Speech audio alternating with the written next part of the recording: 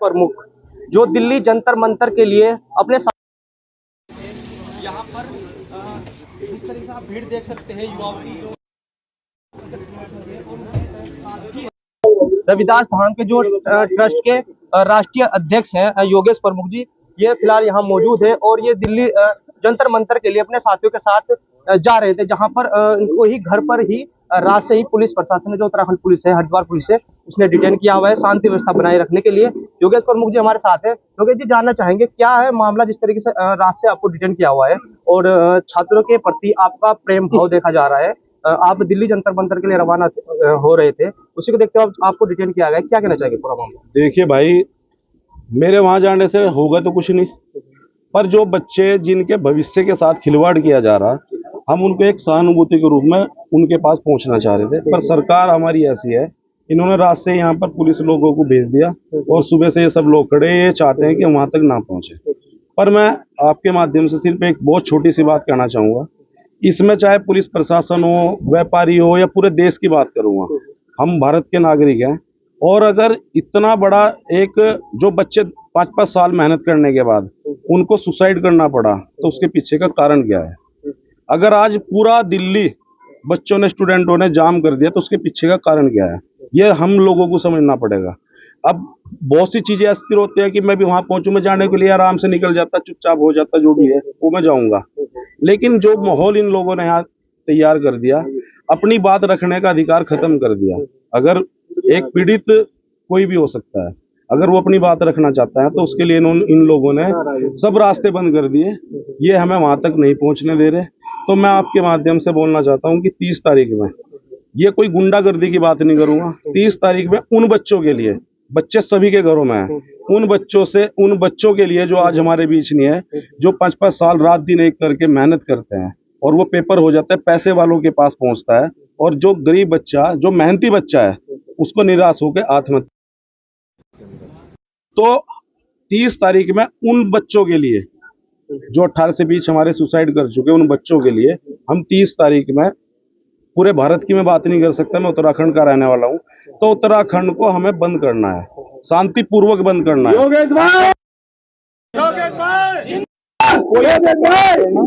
जिससे आम जनता को नुकसान उठाना पड़े। तो मैं सभी व्यापारियों से ये बोलना चाहता हूं कि बच्चे सभी के घर में है, तो शांतिपूर्वक उनकी वजह से, जो हमारे बीच नहीं है वो बच्चे, उनकी वजह से 30 तारीख में बड़े शांतिपूर्वक हमें उत्तराखंड को बंद करना है। एक मैसेज ये देना है, इसमें कोई जाति नहीं है, हम किसी पार्टी की बात नहीं करते।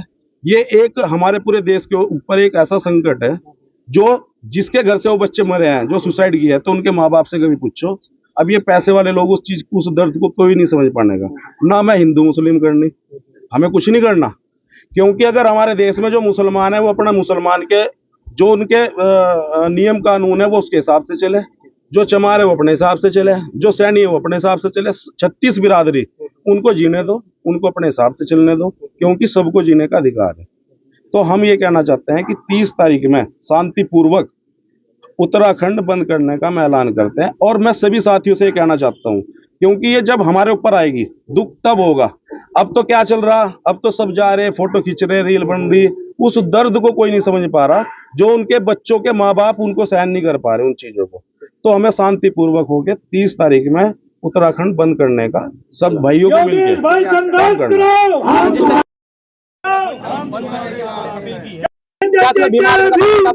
देखिए, पहली बात तो मैं मुझे सपोर्ट किसी संगठन का नहीं चाहिए। ये कोई संगठन, कोई पार्टी, ये एक आम जनता, यानी कि 36 बिरादरी के ऊपर संकट है।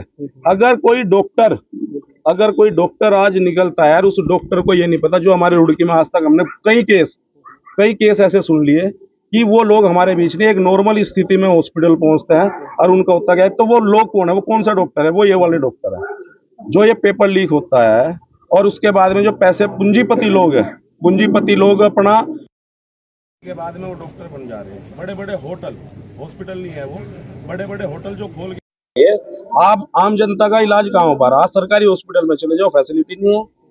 आज स्वास्थ्य मंत्री है तो बोल देगा कि हम स्वास्थ्य के लिए तेरा काम कर रहे हैं, पर घूम के देख लो पूरे उत्तराखंड में चलो बाहर की बात नहीं करते, पूरे उत्तराखंड भारतीय जनता पार्टी से धर्मेंद्र प्रधान जी है, जो पूरा देश आज उनके इस्तीफे की मांग कर रहा है, क्या कहना चाहिए कि प्रधान जी, धर्मेंद्र प्रधान का इस्तीफा होगा या नहीं होगा? अरे भाई मैं मांग नहीं करूंगा, क्यों? मांगने से कुछ मिलता ही नहीं, मांगने से कुछ नहीं मिलता। उनको शर्म आनी चाहिए थी, उनको खुद शर्म आनी चाहिए थी कि 18 से 20 बच्चों ने सुसाइड कर लिया।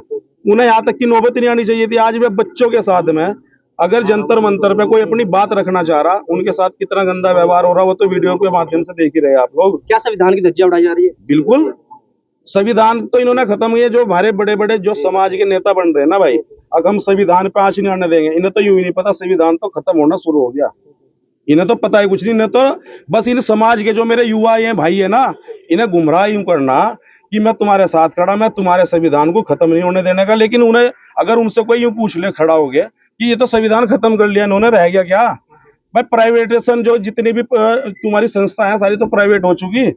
तो तुम समाज का बच्चा पढ़ता है लिखता है, कहाँ जाएगा वो नौकरी के लिए? वहां सर्टिफिकेट देखा जाएगा, वहां सर्टिफिकेट ये देखा जाएगा भाई जाति बता। बीटेक करके भी आगा ना अगर कोई, तो उससे पहले जाति पूछी जाएगी, उसे फिर क्या नौकरी दी जाएगी? उसे पानी पिलाने की नौकरी दी जाएगी। तो अभी समाज उस चीज को समझ नहीं पा रहा। हाल ही में फिलहाल कुछ सोशल मीडिया पे वीडियो भी वायरल हुई थी और फोटो भी वायरल हुए थे, चंद्रशेखर आजाद सांसद जो नगीना से है, क्या कहना चाहिए? वो भीड़ में धरना क्यों नहीं किया उन्होंने? वहाँ पे एकांत में बाबा साहब की मूर्ति, जो वहाँ सांसद है, वहाँ का घेराव, खाना पीना पूरा रहा मस्ती, क्या कहना चाहिए? देखो, मैं ये बात ना जो आपने कुछ बहुत अच्छी पूछ ली, मैं युवाओं से, स्पेशली युवाओं से कहना चाह रहा, अपने भाइयों से, पहले तो गोली भी सीने पे खाएंगे, सीने पे, बाद में चुपचाप एक महिला का पता नहीं कौन बेचारी मारी थी बहन, वो उसका हाथ पकड़ के चुपचाप निकला, देखा गया बैक साइड में लाठी बजाने शुरू। फिर जब वहां नहीं कुछ दिखाई दिया, वहां जाने के बाद पहली बात तो दिखावे का काम चल चुका, समाज के हित में काम नहीं हो पा रहा। संगठन बने तो बहुत सारे हैं, बहुत ज्यादा बन चुके हैं, एक के गांव में मेरे ख्याल में 10-10 संगठन बन गए। बस जिसकी रोटी चल गई, जिसका सिक्का चल गया, वो बड़ा नेता। और ये बेचारे जो हमारे युवा हैं, ये इनके पीछे पीछे है। आज योगेश के पीछे, कल किसी और होंगे, पर पीछे किसी के ना रहो। उसमें चाहे योगेश, अगर योगेश गलत काम कर रहा तो पीछे किसी के ना रहो भाई।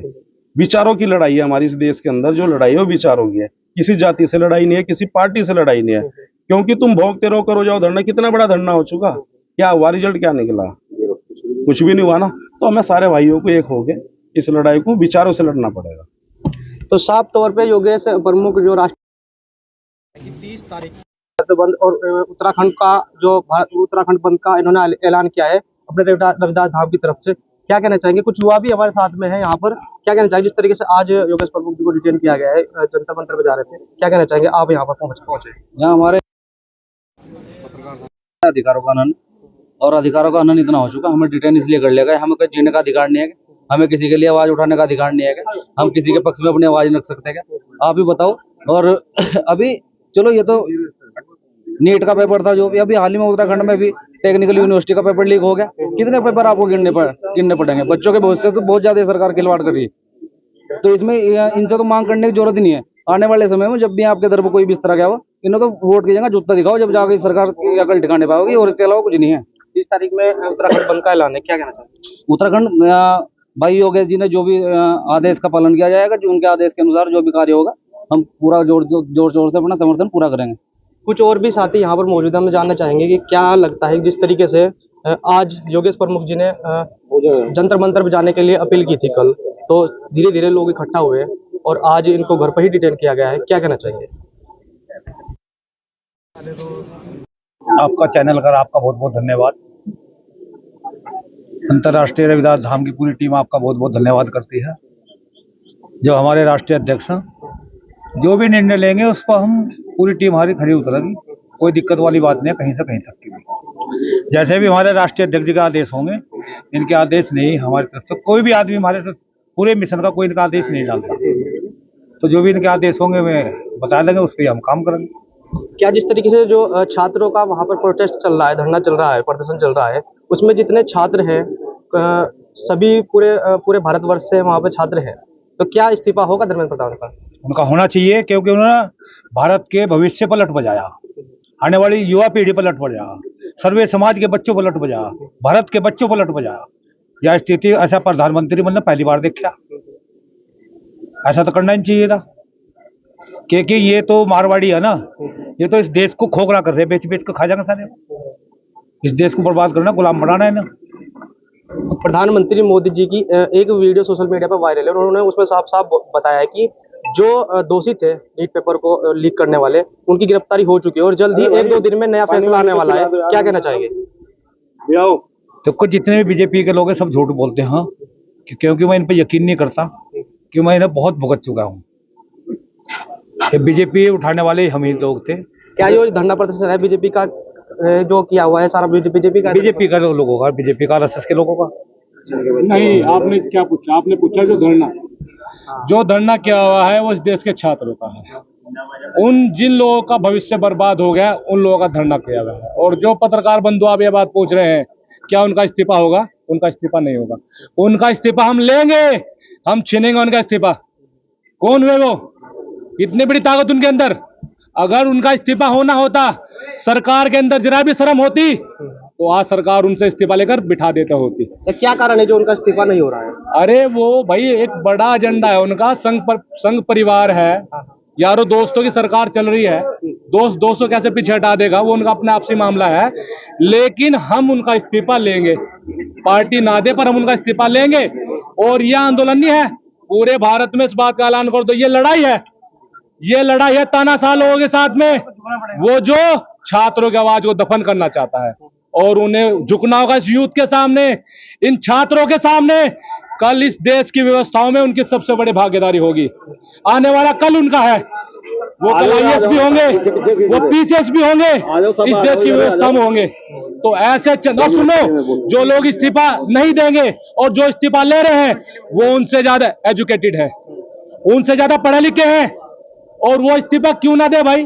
क्यों देंगे वे? जिनकी खुद की औलादे विदेश में पढ़ रही हो, वो इस देश के बच्चों का भविष्य कहां से समझ जाएंगे? क्या उनके बच्चों का भविष्य खराब हो रहा है? क्या बच्चों का भविष्य हमारा खराब हो रहा है? धरना प्रदर्शन चल रहा है दिल्ली में जंतर मंतर पर। आज योगेश प्रमुख अपनी टीम के साथ में जा रहे थे, पुलिस ने डिटेन किया है। क्या कहना चाहेंगे? मैं उसके विषय में आपको कहना चाहूँगा, पहले तो पत्रकार बंधु आपका बहुत बहुत धन्यवाद। और आपने ये आवाज़ उठाने का काम किया है, ये सरकार का फेलियर है, सरकार का फेलियर है। और जो भी हमारे पढ़े लिखे बच्चे हैं उनकी आवाज़ दबाने का काम कर रही है सरकार। ये सरकार की तानाशाही है। सरकार पूर्ण रूप से फेल हो चुकी है। योगेश भाई जी को रोका नहीं है, एक आवाज़ को दबाने का काम करा है। आने वाली 30 तारीख को हम शांतिपूर्वक यहाँ पर सरकार के खिलाफ एक धरना प्रदर्शन करेंगे और सरकार को दिखाएंगे कि युवाओं के खिलाफ जो इन्होंने शिक्षा पे प्रहार करा है, हम उसके खिलाफ आंदोलन करेंगे। देखो, सरकार जिस तरीके से योगेश प्रमुख के साथ सर्व समाज की टीम यहाँ पर मौजूद है, 30 तारीख का उत्तराखंड बंद करने का ऐलान कर दिया योगेश ने। क्या कहना चाहेंगे, होगा या नहीं होगा? जो हमारे लिए बड़े भाई योगेश जी का आदेश होगा वो हमारे लिए बिल्कुल होगा। और पहली बात तो देखो भाई, आपके चैनल के माध्यम से मैं कहना चाहता हूँ, युवाओं के ऊपर जो लाठीचार्ज की बड़ी दुखद है, बहुत ही दुखद है। ये निंदनीय घटना, ये बहुत दुखद घटना है। मैं तो सरकार को भी, गूंगी बारी सरकार को कहना चाहता हूँ, जिस ओर जवानी चलती है उस ओर जमाना चलता है। और आप देखना, आपके चैनल के माध्यम से मैं स्पष्ट करना चाहता हूँ, 2027 के चुनाव नजदीक है। देश की सम्मानित जनता ने, उत्तराखंड की सम्मानित जनता ने, हमारे युवाओं ने, किसानों ने, बेरोजगारों ने, जिन पर आज लाठीचार्ज हो रही है, बड़ी बर्बरता से लाठीचार्ज हो रही है, माता बहनों के, पुलिस वाले, मैंने देखा कि दिल्ली के अंदर आप देखो कि माता बहनें सबके घर में है। अरे पुलिस वाले काम क्या करते हो? मैं बहुजन समाज पार्टी विधानसभा कानपुर प्रभारी, अजय प्रभारी, अभी वर्तमान में मैं स्टडी कर रहा हूँ। मैंने पॉलिटेक्निक किया है, अभी स्टडी कर रहा हूँ पूरी से। तो जो दिल्ली के अंदर पुलिस, खुद शासन प्रशासन के लोगों ने माता बहनों के कपड़े फाड़ दिए, युवाओं पे लाठियां की। अरे शर्म करो, आपके घर में भी लड़कियां हैं, लड़के आपके बच्चे भी पढ़ रहे हैं। आप देखना, युवाओं ने, बेरोजगार सबने मन बना लिया, इस सरकार को उखाड़ फेंकने का काम करेंगे अब की बार, टेंशन मत लो। और धर्मेंद्र प्रधान की बात, ये भारतीय जनता पार्टी की सरकार है, ये गूंगी भारी सरकार है, ये संघी सरकार है, ये संविधान विरोधी सरकार है, किसानों की विरोधी है, युवाओं की विरोधी है, छात्रों की विरोधी है, देश विरोधी सरकार है। तो ये इस्तीफा, मुझे लगता है कि इस्तीफा नहीं लेके, और हम चाहते हैं कि साफ तौर पर यहाँ पर जितने रविदास धाम के जो राष्ट्रीय अध्यक्ष योगेश भाई है, सभी साथी उनके यहाँ पर मौजूद थे। रात से डिटेन किया हुआ है पुलिस ने। 30 तारीख का ऐलान योगेश प्रमुख ने कर दिया है। उत्तराखंड बंद करने का। यहाँ पर पुलिस प्रशासन भी मौजूद है जो शांति व्यवस्था बनाए रखने के लिए यहाँ पर सरकार के आदेशों का पालन कर रही है। धन्यवाद।